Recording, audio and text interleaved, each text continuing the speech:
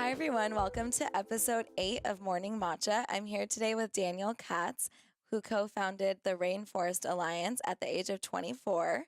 And he's now the senior program director at the Overbrook Foundation, where he focuses on environmental conservation and conversation.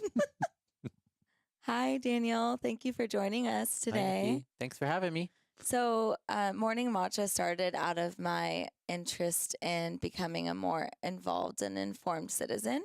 So, I just wanted to chat with you today about different environmental issues and talk about the Rainforest Alliance and what the Overbrook Foundation is up to, and yeah, pick your brain a little bit. Okay, I'm ready. So, you were just 24 years old when you started the Rainforest Alliance or co-founded it, and I'm just curious what the environmental landscape was like then, and yeah, what was going on in the world. Well, so I started the Rainforest Alliance along with a few other people in 1986, where we officially incorporated in the spring of 1987, about 30 years ago today. And at that time, very few people knew anything about the state of tropical forests, about deforestation. And I had learned about rainforests in college. My background was in Chinese linguistics, and I had no intention of making a career in conservation. I had said back then, after learning about rainforests and deforestation, that the people and the plants and the animals of the rainforest had no voice, and if I could ever help provide a voice for them, I'd like to do so. And I moved to New York and went to a small workshop, and before I knew it, we were organizing what turned out to be the first and largest international conference on rainforest conservation in 1987, and really had no experience or no business doing that whatsoever. The political landscape was not very pro-environmental. It's not as bad. It wasn't as bad as it is now, but it wasn't great either. You know, people didn't care that much about the environment, and people didn't know anything about rainforests. I'll just say one more thing about that is that we would stand on the street. We had an ironing board, and we'd yell, "Help save the rainforest!" And I would find that more people would know about saving the whales than they would about rainforests. Almost no one knew anything about what was happening in rainforests and why and how they were being destroyed. And who was destroying the rainforest? Is it the same people So now?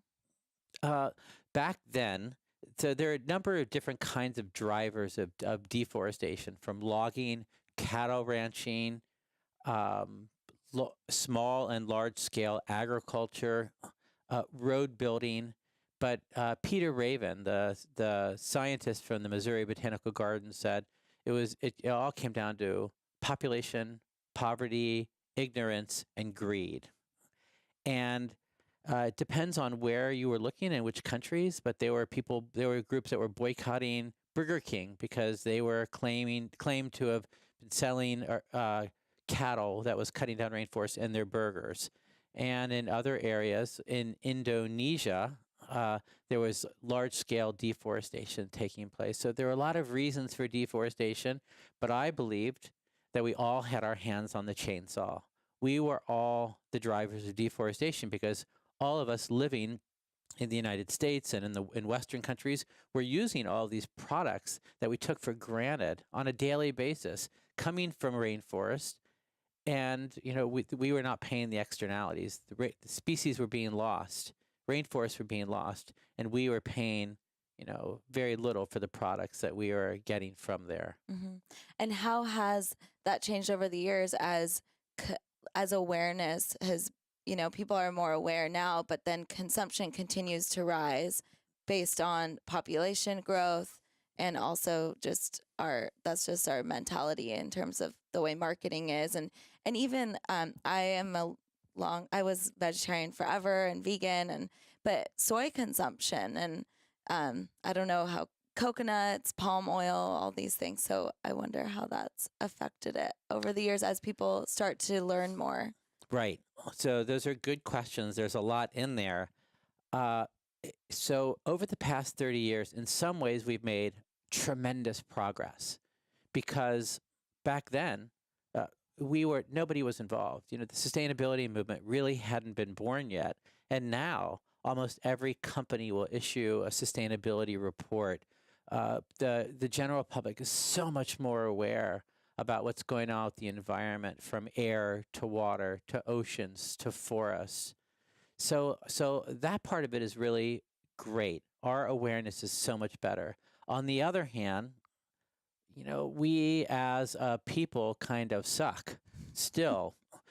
Issues like climate change were going on in the 70s and the 80s and the 90s, and most organizations either didn't have the bandwidth or the knowledge or the capacity to work on these issues. And now we're really behind the eight ball. Climate is a along with species loss and other things, but climate is a really big concern, as we all know, and there's no quick fix. And if we had started work on these issues earlier, we'd be in a better position now. So there are things that we've done well with, and things that we just didn't do enough on. And I fear for your generation and your generation's children as to what the world is going to look like, unfortunately. And that's why this issue that you raised around consumption is so important, because we can't really be telling farmers or people who have no resources to stop doing what they're doing because of the hypocrisy there. It's incumbent upon us to take more responsibility as much as we can to live lighter on the planet. I like to call us planetarians. We those who are trying to live lighter on the planet. And as far as climate change deniers go, do you think a lot of them have it's because of financial reasons, or they just think that it's ridiculous that we think that humankind can actually have that big of an impact, and we're being narcissistic? And go ahead. I'm so over climate deniers. There are so few of them, and it's just that they have such a loud voice. The climate deniers make the claim that environmentalists are trying to be job killers. It's ridiculous. Around the world, there are so few deniers, but for some reason in the United States, there's this sense that the question of climate change is still debatable. It's no longer debatable. We've got to move past that. I've moved past that. Unfortunately, we have a broken system in Washington, and it's getting in the way of making more rapid progress. And the consequence of that is we are impacting the rest of the world. We need to be leaders, not laggards. Mm-hmm. Have you heard of people suing the government? There are several lawsuits led by young people that are suing the U.S. government, and I think the international the international court in The Hague around their right to a better future.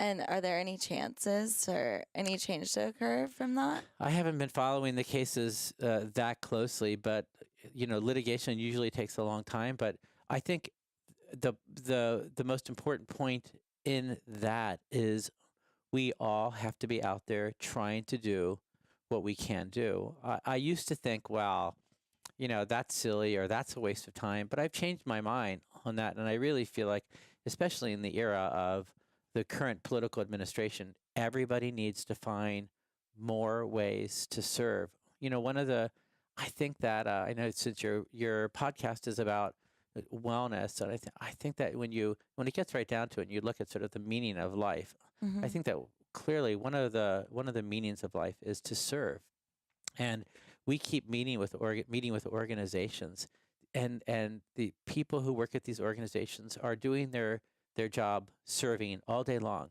and they're looking for more, still more, because everybody, the people who we work with, they want to find new and more impactful ways to serve.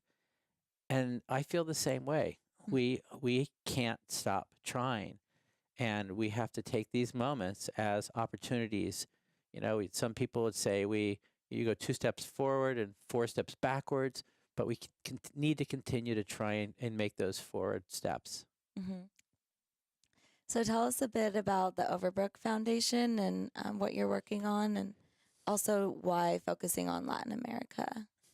Okay, so the Overbrook Foundation is a 50-plus-year-old family foundation, and our grant making here, it's a private philanthropic foundation. We support progressive organizations that work on human rights in the environment. Mm-hmm. And within the environment, we focus on sustainability, and in Mesoamerica, in Guatemala, Honduras, southern Mexico, Belize, we're looking at how community organizations can better protect forests and better keep forests standing, and also keep oceans cleaner. And we had focused more generally in South America, but being a fairly small foundation, we're trying to impact our focus and we're trying to look at a smaller area so we can have a bit of a more impact working with the organizations that are in that area. More generally, the environment program for the last number of years has been looking at how environmental organizations can work better together and can work across issues and get out of our environmental silos and look more generally at movement building. We helped to start something called the Building Equity and Alignment for Impact Initiative, the B. And the B is a process for helping large grassroots groups work better with environmental justice, community-based activist organizations, and philanthropy. So it was like this three-legged stool. And that process is now run by the grassroots environmental justice organizations on their own. And I think that they've made good headway in building stronger relationships, and they're also working on this greater movement building, which is ever more important in an era of Trump. Mm-hmm.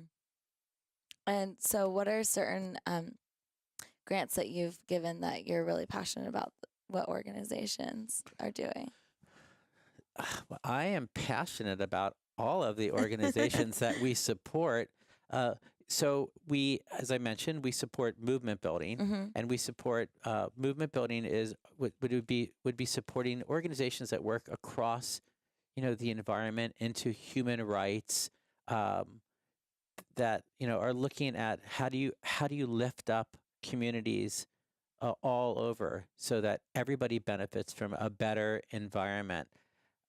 We support the Climate Justice Alliance, which is working on climate, but is also looking at the just transition of the economy so that everybody can benefit, not just the upper 1%. In Latin America, groups that I really like, there's a group called Mangabe that does journalism in Indonesia and now in Latin America, and have done an amazing job spreading the word about rainforest conservation. They've got an amazing website. Another media group is GRIST. I don't know if you know GRIST, Mm-hmm. grist.org. They are reaching a younger audience with irreverent environmental news, and they're changing their focus now to also look at equity-based issues. And that's really important because for the longest time, the environmental community in the United States has been based on a 1970s mentality, and the population makeup of the members is also based on that same sort of mentality. And we are all impacted by the environment. And when dirty manufacturing plant is placed in a poor neighborhood, we all suffer. So we need to help clean up neighborhoods, help ensure that all communities all over have a better chance for a healthy and equitable livelihood. And the more that we do that, the more we make our society, our greater society, a better place to live in. Mm-hmm. And as far as Monsanto goes, how have you seen Monsanto affecting Latin America and just the rest of the world in terms of the 30 years that you've been in doing this work? Right. So I guess you're speaking about genetically modified organisms and Monsanto's role in changing the way that food is being grown. I personally haven't had many interactions with Monsanto. Uh, I the issue of genetically modified organisms, GMOs, is a controversial one, and you could ask different people and get different answers. Uh, there are people like Vandana Shiva who would say that GMOs are inherently they're bad. And then you could also find soil scientists who might say that GMOs have been around for a long time and most of them are perfectly fine. I don't think I'm smart enough to really know exactly what the right answer is. What I do think that we should practice the precautionary principle and ensure that we do no harm. And I also believe that um, farmers around the world, and there are hundreds of millions of small scale farmers, they should have a choice of the kinds of seeds that they're going to be able to use. And we as consumers should have a right to choose the kinds of products that we're going to buy. And we should be able to delineate which ones have GMOs and which ones don't. So if a company is going to use them, they have the onus upon them to let us know what's inside their product. In fact, that is one of the changes. At the beginning of our conversation, we talked about the changes that have been made, and one thing that is clear is that consumers around the world are more concerned about what's inside their product and the supply chain of where things have come from. Actually, in the United States, we lag behind Europe and Japan or parts of Asia about wanting to ensure the knowledge of where our products come from. But the more we know, the more we can ask and the more we can pressure companies that are manufacturing these goods. And it is a great way for citizens to assert themselves and show that they care is by asking and by checking product labels and by not buying products that they don't like because of what's inside and letting companies know. And also by buying products that they do think are good to use. And that's the Rainforest Alliance. The Rainforest Alliance has been working on certification of a number of different products for nearly 30 years. So we work on coffee and cocoa and tea and bananas and wood products.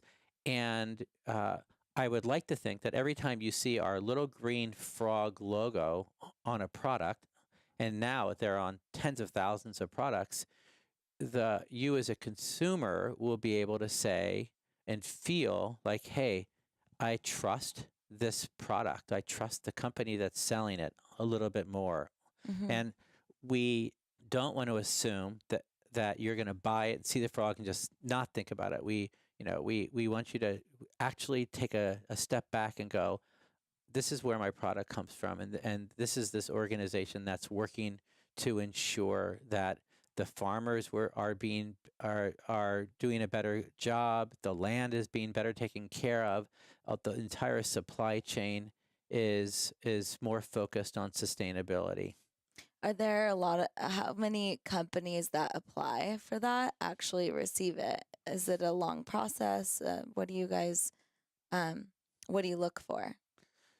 Every product has a standard that goes with it, and inside the standard are many, many, many criteria depending upon the product that would range from, you know, uh, what kind of additives can be put on a product to how the people are treated.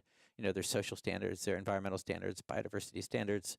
And I don't know the exact numbers of how many that apply and how many do receive it, but I can tell you that since the late 1980s when we first started to now, the concept and the process of independent third-party certification, which is what the Rainforest Alliance does, Mm-hmm. has grown into a multi-billion-dollar industry Mm-hmm. with quite a few competitors and consumers around the world really looking for that independent mark to show that their products are coming from a well-managed site. Yeah. Um, so as far as just people, consumers doing something and learning more, is there any fact that you know that you think most people don't know and would help them become, I guess, more aware and more involved? And what do you recommend that people do? Right. Well, I don't know if this would be a fact, but having now been involved in the environmental movement for 3 decades, even longer, because I, was a passionate college student, so it's been a long time. I've watched ebbs and flows of the environmental movement. I can tell you that passion makes a huge difference, and there are those who might say that their individual actions don't make a difference. And I wholeheartedly disagree. I believe in the tipping point mentality that our actions, no matter how seemingly small, will have a ripple effect. And collectively, if we all take our own responsibility, we do, in fact, change the world.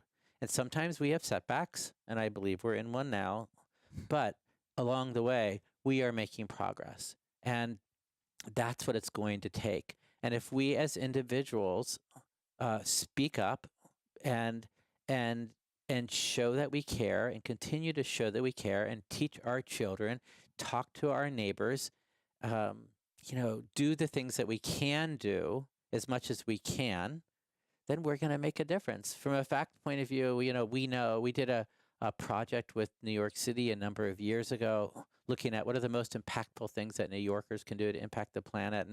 And this same study has now been done around the country, and it depends on where you live. In New York City, food miles, how many miles it takes for your food to get to a place, is going to have the greatest impact. In places like California, how much you drive is going to have a greater impact. But I think it's pretty clear that a meat-based diet collectively has a big toll on the planet. I personally think that building an industry for bottled water and plastic pollution uh, are these are easy problems for us to overcome. And I'd like to think that in 10 years, maybe less, we'll be able to look back and go, wow, I can't believe that we hadn't made that change yet. And that's one of the beautiful things that, we have made certain changes over these past 30 years. And I think over the next 10 and 20 years, we're going to make these amazing uh, changes that are going to really help the fate of the planet and the fate of human beings. 'Cause actually, as we've heard, as you probably know, the planet's probably going to be fine. But the fate of human beings, Mm-hmm. that's going to be a little bit more touch and go. Uh, so we do Mm-hmm. have work to do, and the time is always right now to keep doing that work. Do you ever find yourself hopeless? I never find myself hopeless. I do think that as I've gotten older, I recognize that life is a continuum and that I'm going to do as much as I can. I'm going to serve as much as I can. I am not a perfect person. I have my own hypocrisies. We all do. I'm hopefully going to leave the world a little bit better. I'm going to try and pass down the values to my children. I'm going to try and talk to people so that those values and uh, um, the ways that we can help the planet will increase. And I know that I'm just, one human being, but I still do believe that as a species and one person at a time, we can do amazing things. And Mm-hmm. that to me is super exciting. And I love the I love how technology can make changes, and I Mm-hmm. love how young people are so active and ready to go. And I part of my job now is to ensure that they've got great opportunities uh, to do great work, and that's super exciting. So I guess I'm still optimistic even after all this time. That's great. And how, as far as technology goes, how do you see technology helping? Wow, I think technology is helping. I mean, it's hurting in terms of how Mm-hmm. much we are on our phones, and I think disconnecting. Mm-hmm. And on that way, I talk about, or I think about, like you have a yoga practice, people have a practice, and what we practice is what we become good at. And I think a lot of us are really good at being on our phones Mm-hmm. because that's our practice. But from conservation to renewable energy technologies to different kinds of app technologies, there are so many amazing ways that we are coming up with new fixes or new solutions or new alternatives uh, to make the world a better place. I think the Internet of Things offers an amazing array of new possibilities that we hadn't thought of before. Even just like if you think about light bulbs going from an incandescent bulb that is primarily emitting heat to an LED light bulb that can last for 10 or 20 years and use a tenth or a hundredth or a thousandth of the energy.